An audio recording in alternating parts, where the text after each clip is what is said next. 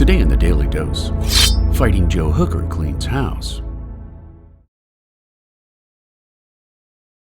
After the Union Army of the Pacific suffered a staggering 12,653 casualties during their defeat at the Battle of Fredericksburg, Army morale plummeted as desertions skyrocketed, reaching 200 per day at its peak, leading one soldier to write that the Army was fast approaching a mob.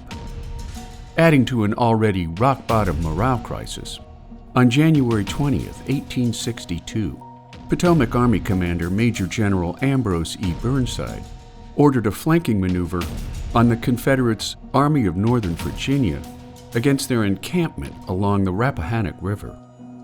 Now known as Burnside's infamous Mud March, a two-day deluge turned roads into impassable quagmires, stalling wagons and artillery pieces before the Union Army's dispirited retreat to their encampments at Falmouth, leading some historians to equate the early winter misery at Falmouth as the Civil War's equivalent to Valley Forge. After Burnside was replaced by 48-year-old Major General Joseph Hooker, nicknamed Fighting Joe, conditions and morale in the camps soon underwent a staggering turnaround. And while history would paint Fighting Joe as an arrogant, alcoholic womanizer, 3 months before his bloody defeat at Chancellorsville, Hooker's organizational talents quickly improved conditions in the camps.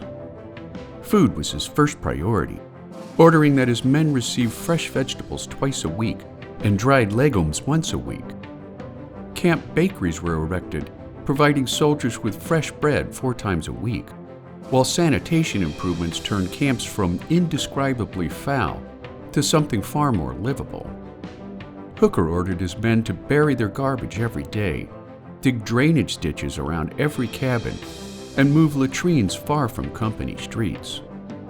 By April of 1863, proof of Hooker's improvements became evident in reports filed by Medical Director Major Jonathan Letterman, revealing a 32% drop in potentially fatal diarrhea, a 28% drop in typhoid fever, and the near elimination of cases of scurvy. Hooker also ordered his men to bathe twice a week, keep their uniforms and rifles clean, and change their underwear at least once a week. Drills and inspections were reinstated, leading one soldier to write that conditions were very different from what it was a month ago. Desertions fell dramatically after Hooker instated a 10-day furlough rotation for homesick men, turning what was formerly called a mob into a place of, as one soldier wrote, cheerfulness, good order, and military discipline, making Fighting Joe Hooker a commanding administrator during the darkest days of America's war with itself. And there you have it, Fighting Joe Hooker cleans house. Today in the Daily Dose. If you like learning something new every day, subscribe to the Daily Dose on YouTube or sign up for emails at dailydosenow.com.